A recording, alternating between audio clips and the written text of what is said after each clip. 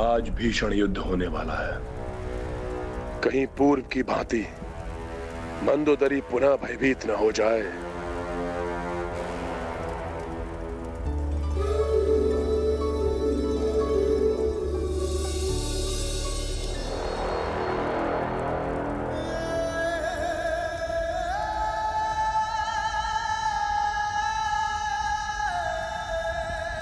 मंदोदरी, लंकेश रावण की महारानी, गर्व है मुझे तुम पर।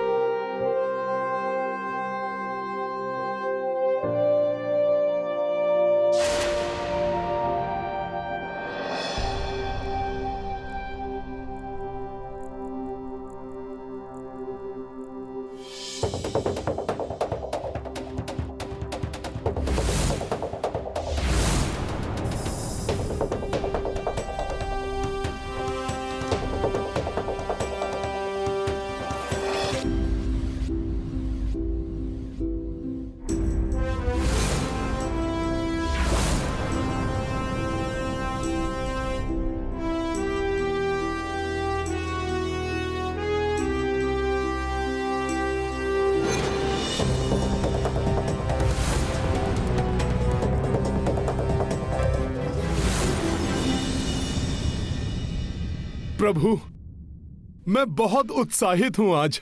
हनुमान, मुझे तो तुम्हारा उत्साह हर क्षण दिखाई देता है। फिर आज ऐसा क्या विशेष है? विशेष है ना प्रभु? आज गुरुदेव सूर्यदेव का आशीर्वाद जो प्राप्त हो गया है आपको। आज उस राक्षस राज रावण को भी ज्ञात हो जाएगा कि सूर्यवंशी शक्ति क्या होती है।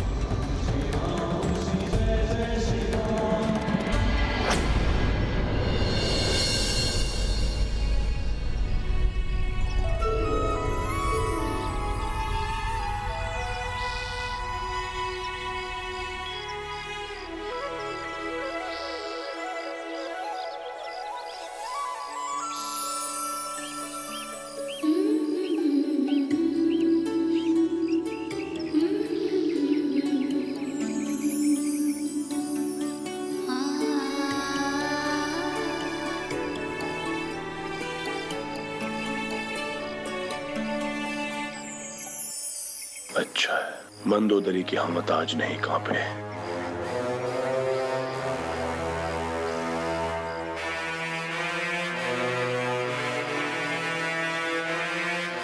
मंदोदरी, आपका मेरे प्रति यह विश्वास मुझे संबल प्रदान करता है। युद्ध भूमि में जाने से पूर्व मैं आपको अपनी भुजाओं में लेकर आलिंगन करना चाहता हूं।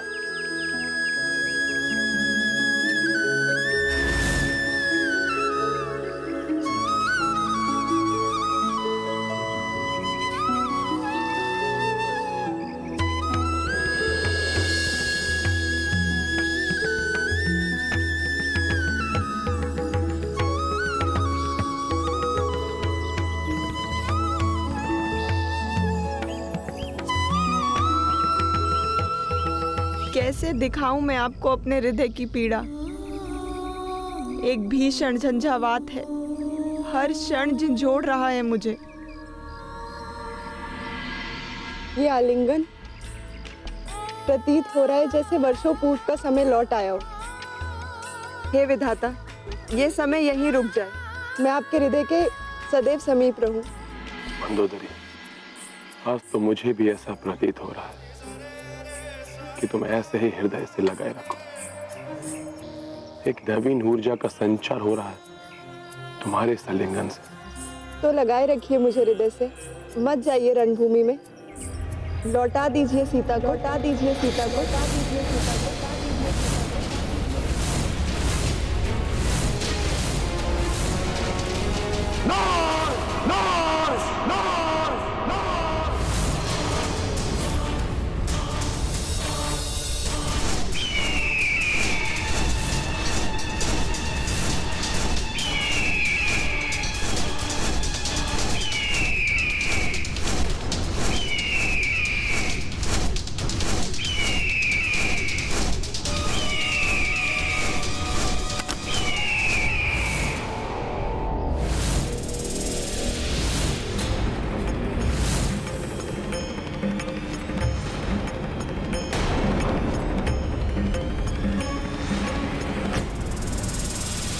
ये मरा हुआ सर्प भवन के द्वार पर महाअशुभ संकेत है ये। अब तक तो किसी प्रकार अपने भय को अपने हृदय में दबाए रही, साहस के साथ मुस्कुराने का दिखावा करती रही, किंतु अब यदि मैं टूट गई तो नहीं, कितने भी अशुभ संकेत दिखाई दे, मैं अपने भय को अपने मुखड़े पर नहीं आने दूंगी।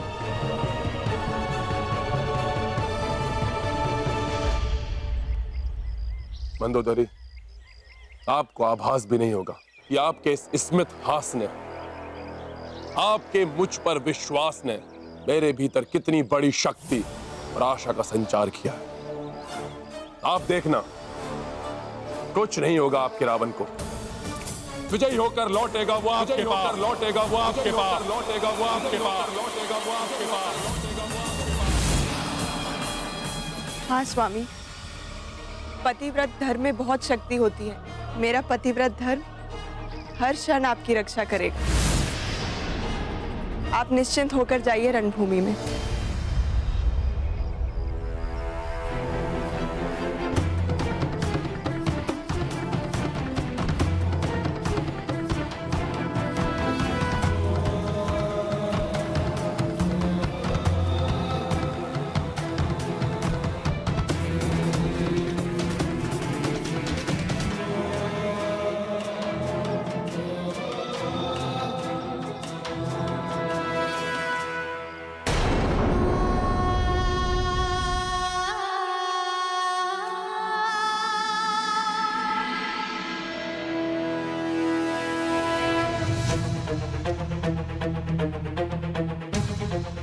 आज भी प्रभु एकाकी ही युद्ध करेंगे, अतः आज वो मुझे पुनः अपने रथ का स्थान देंगे।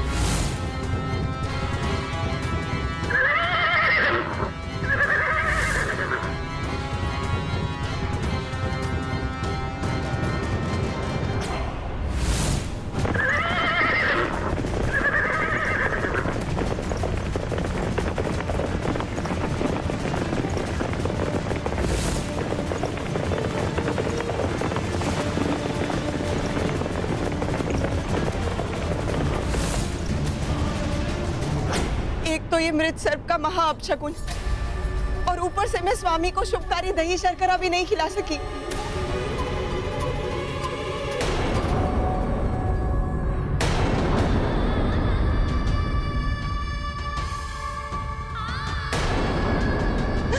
इतनी बड़ी भूल कैसे हो गई मुझसे? अपने धर्म से कैसे चूक गई मैं?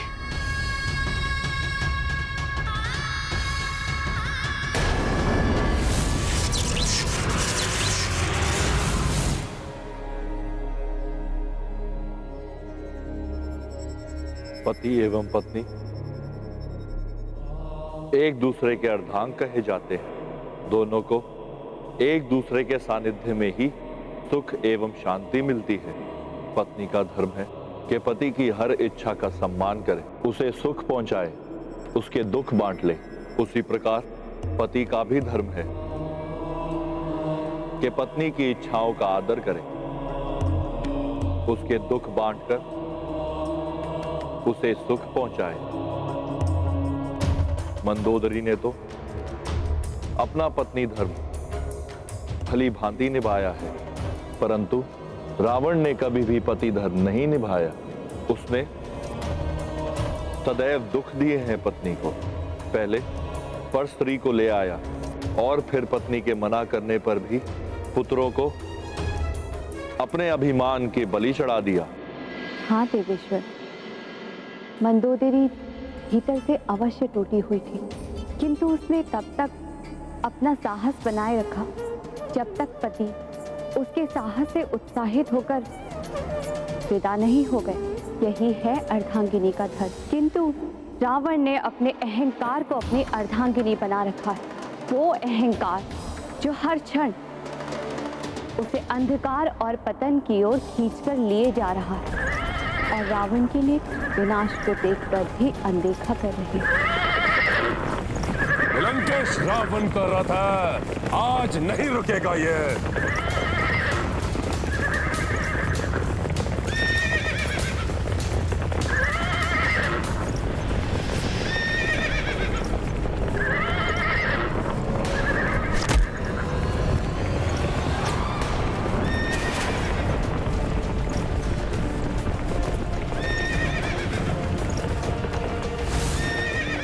एक वृद्ध को देखकर भी तुमने अपने रथ की गति कम नहीं की दुष्ट।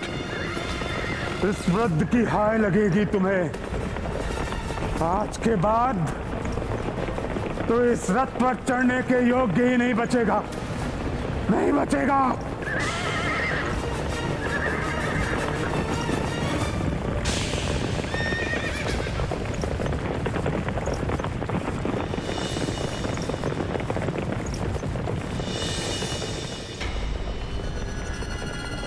मुझ शनिदेव को भले ही हनुमान ने बहुत समय पूर्व तुम्हारे बंधन से मुक्त करा दिया, किंतु मैं इसी क्षण के लिए यहां रुका था। मुझे ज्ञात था कि अहंकार के मद में चूर तुम एक वृद्ध के प्राणों की चिंता नहीं की, और तुमने ऐसा ही किया। तुम्हारे इस कृत्य के कारण तुम्हारे पाप का घड़ा भर चुका है। अब ये घड़ा फूटेगा, अवश्य फूटेगा। प्रभु श्री रामचंद्र के हाथों, चंद्र के हाथों, चंद्र के हाथों, चंद्र के हाथों।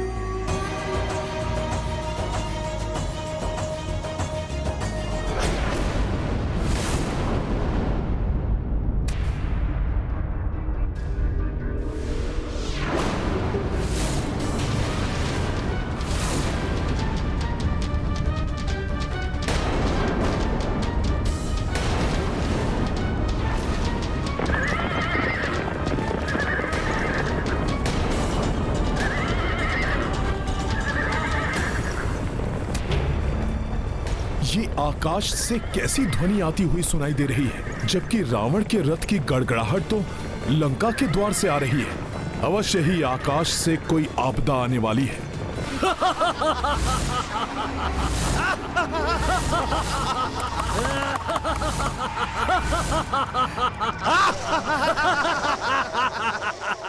क्यों भ्राता? हाँ भ्राता, भ्राता विंधुनमाली, अब समय आ गया है। हाँ भ्राता उग्र दृष्टम, तुम्हारी दृष्टि की उग्रता दिखाने का समय आ गया है। अब तक तो हम इस युद्ध से विलग रहे, किंतु अब लंकेश एकाकी पड़ गए हैं। जो कि धरती पर अब कोई भी असुर लंकेश की सहायता के लिए शेष नहीं बचा। लंकेश ने हमें आकाश का स्वामी बनाया था।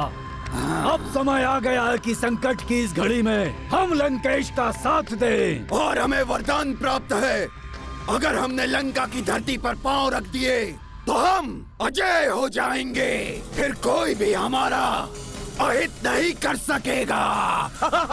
क्यों भ्राता? हाँ भ्राता, इसलिए सर्वप्रथम हमें लंका की धरती को स्पर्श करना है। फिर हम युद्ध में लंकेश की सहायता भली भांति कर सकेंगे।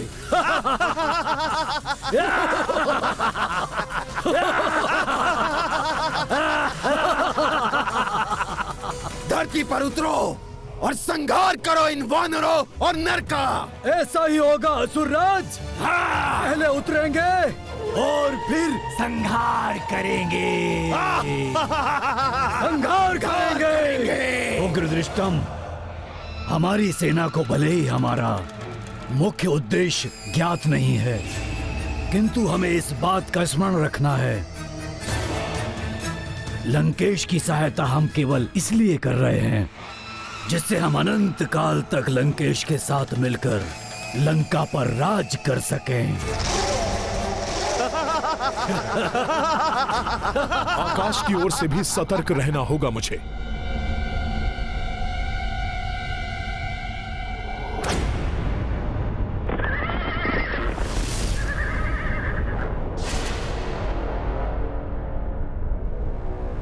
मुख्य द्वार।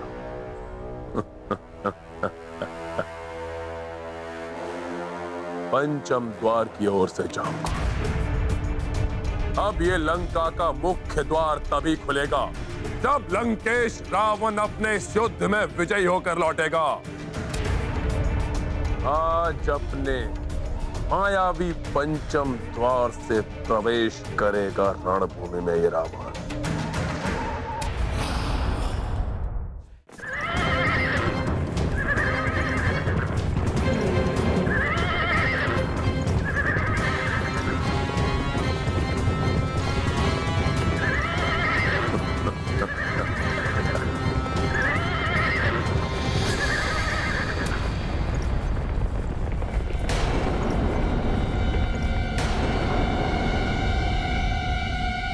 अकस्मात ये कैसी शांति छा गई? रथ की गड़गड़ाहट रुक गई। भयभीत होके लौटने वाला नहीं है वो राक्षस।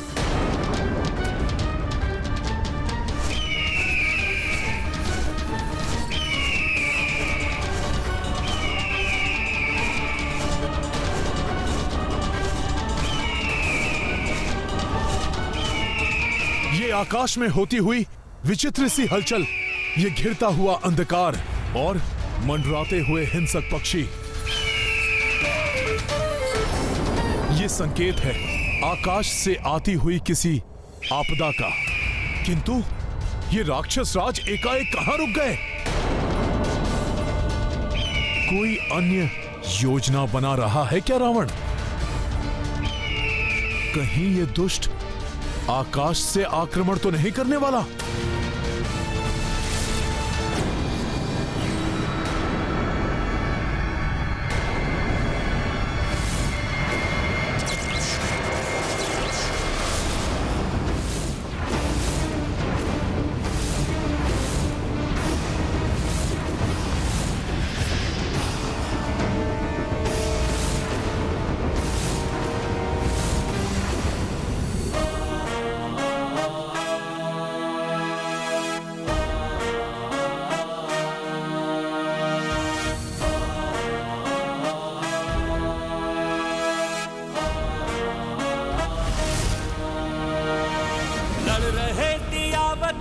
कौन है किसी से कम, शक्तियां महान सब प्रयुक्त हैं। चल रहे दियावतम, कौन है किसी से कम, शक्तियां महान सब प्रयुक्त हैं।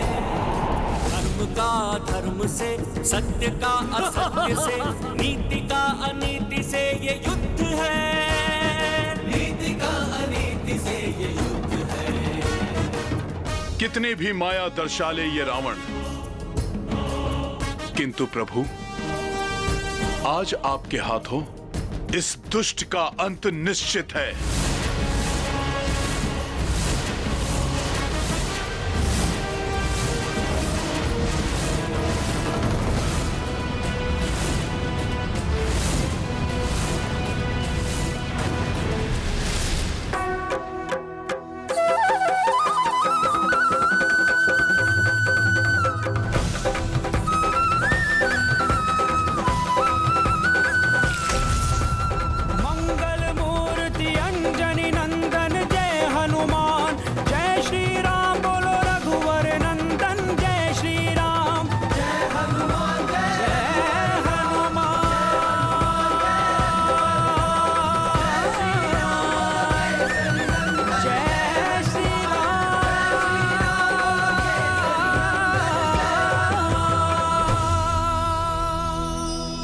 प्रभु श्री राम जय हनुमान, प्रभु श्री राम जय हनुमान। देखा, ये है भ्राता दशानन की माया। एक रावण, वो भी 10 रूप में।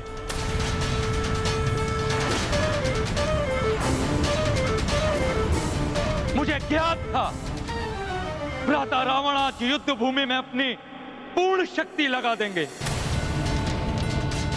यूं भी कह सकते हैं कि आज 10 रावण के समान शक्ति वाले रावण से युद्ध होगा प्रभु श्री राम का।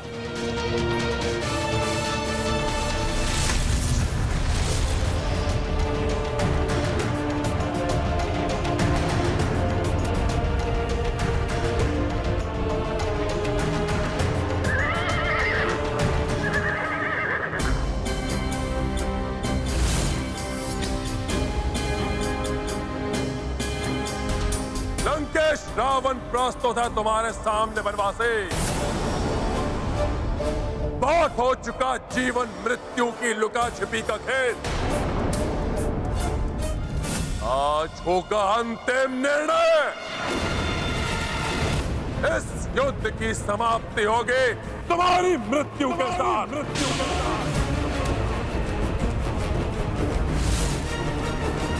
रावण, अवश्य ही ये युद्ध आज समाप्त होगा। निर्णायक युद्ध होने वाला है आज, और निर्णय होगा धर्म की विजय का। मिटोगे तुम और तुम्हारा अधर्म का साम्राज्य।